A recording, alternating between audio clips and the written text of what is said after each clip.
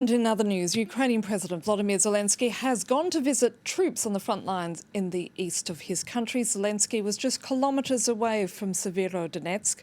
This is where the most intense fighting is taking place and where Ukrainian soldiers say that they are indeed regaining ground. Let's cross now to Gulliver Cragg, our France 24 correspondent in Kiev. Gulliver, how was Zelensky's visit perceived by the Ukrainian soldiers?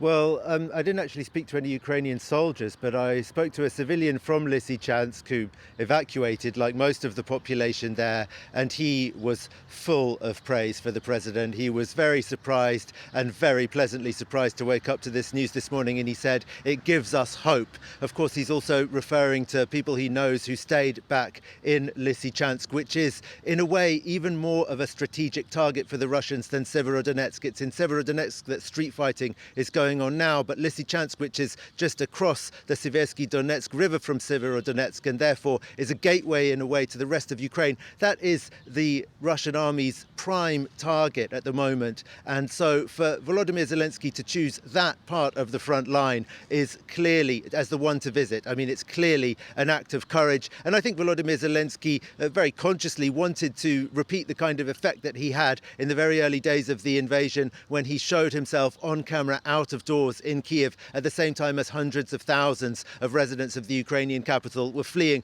just to show courage and send a message to the Ukrainian people that, they should also keep their morale up. And it's also a sign that things aren't perhaps so bad in that Severodonetsk-Lysychansk area as they were a few days ago, because it was deemed safe for the president to go there.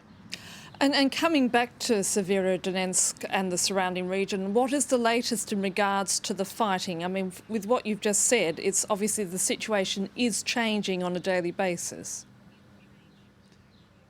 On an hourly basis, according to one of the Ukrainian commanders there who gave an interview to Radio Liberty this morning, he said that talking about what percentage of the city is in Ukrainian or Russian hands doesn't really make that much sense because fighting is going on every day. He said also that the Russians seem to have numerical superiority both in terms of their equipment and in terms of their people. He said that Russian soldiers come to certain areas of Severodonetsk and then lose the battle to the Ukrainians there very comprehensively, with the Ukrainians inflicting very heavy losses, and they go back to their positions thinking, yeah, we killed them all, and then the next day more come. He said it's astonishing the numbers of people that Russia seems to be prepared to be throwing into this battle for Severodonetsk, but he said the fighting is going on street by street, block by block, areas changing hands all the time, and that the situation for the Ukrainian forces in some parts is very difficult while they're gaining terrain in other parts they're losing. And like almost every Ukrainian official, politician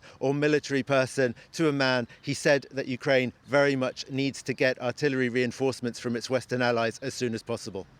Gulliver Cragg reporting there from Kiev. Thank you.